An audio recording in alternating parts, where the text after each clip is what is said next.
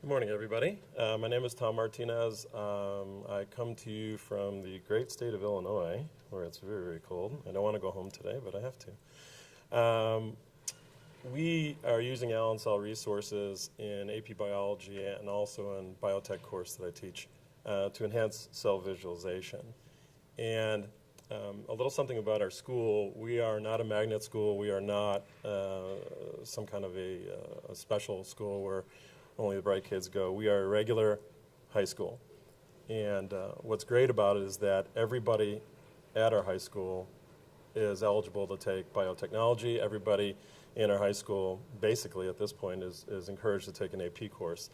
And so we have a tremendous number of students taking these courses. And you can notice here we're pretty low income. We have a lot of kids with disabilities, and we're extremely diverse, which is great. And we use that to our advantage lots of times. And so when I became involved with the Allen Cell group, I was looking for an educational piece. I've taught high school biology for 38 years. And for years and years and years and years and years, you get this. And I think this breeds misconceptions about what cells really look like and what cells do, the proportions, the structures, the functions. And I can remember very clearly asking students about a nucleus, and it was a loaded question. I said, what color is a typical nucleus? And they all said purple. And I was like, okay, and what color is the cell membrane? And they're like, orange. And I thought, this is wrong. And so they have this concept of cells that's really kind of skewed. And so almost 3 years ago now, I went to a stem cell symposium in Madison, Wisconsin, and I met Rick Horwitz, and he was doing a presentation about the 3D viewer.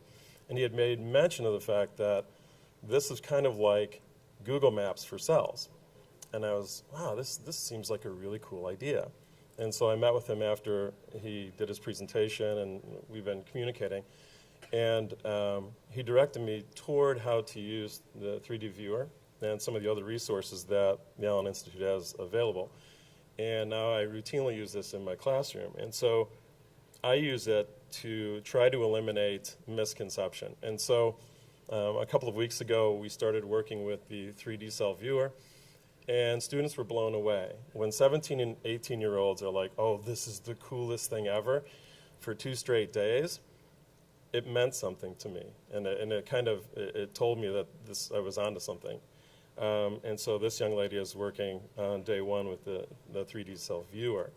What allows us to do is drill down into the cells a little bit. And so my concept of teaching biology is visual, tactile, and kinesthetic. If I can get those 3 things into lessons, then it's a win. And this is extremely visual. And so my students understand that if you really truly want to understand biology, you need to understand how cells work, structurally and functionally. And so here are some students working with the Visual Guide to Human Cells. I really like this one. This was something that was relatively recently produced. It is a tutorial. And so I can talk about cell energetics, and I can turn them loose researching mitochondria before we even start talking about the nitty-gritties about what mitochondria do and what cell respiration is about. And so it's really nice to help frame students in their understandings.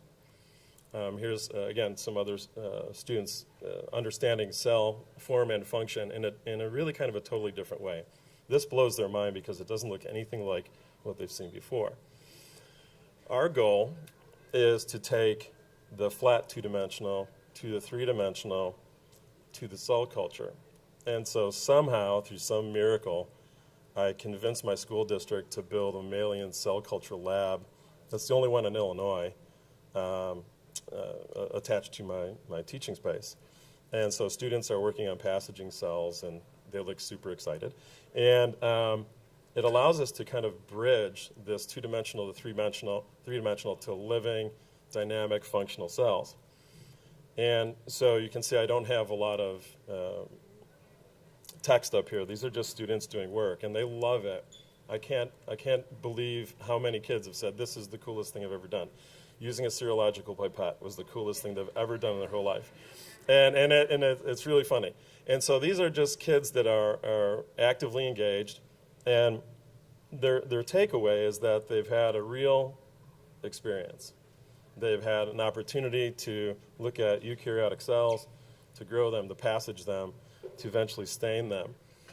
Here are some students doing the traditional work on the left, and then we have a Zoe where we're doing fluorescent photography with DAPI and MitoTracker. And so the takeaway is really, really tremendous. And what's interesting is that students, most of my students are female, most of them are juniors, and they're going to prospective colleges and universities, and those colleges and universities are blown away by the fact that we have an opportunity to do this. I think making the connection to living cells would be much more difficult with two-dimensional imagery like we see in books versus what we have with the Allen cell materials. Just in conclusion, and I have a lot to say, but I'm pressed for time. The Allen cell materials that are available are phenomenal, and the kids love it. And you can see here, I have two little quotes. I went home and taught my dad how to use the Allen cell 3D viewer, and he was blown away. We did it for 2 hours. And this is a special needs kid, and it really made a connection with him. He's a very visual kind of person. I had no idea that cells have so much stuff in them. That came from another special needs kid. And so the message is out there, and it's clarified by using the imagery that's available. Most people don't have the luxury of having a mammalian cell culture lab with them. An endpoint could be the 3D viewer. And so it's just how you tailor your curriculum to meet your needs. Just a final item to mention is that as a high school teacher, I'm coming from a whole different realm than you are, most of you. And my goal is to put the skip in their step. Because a lot of them, when I get to them, have already decided that science isn't for them. They come out of my classroom with a whole different experience, and that skip is back in their step. Thank you very much. Have a good day. We'll pass this along to Eric.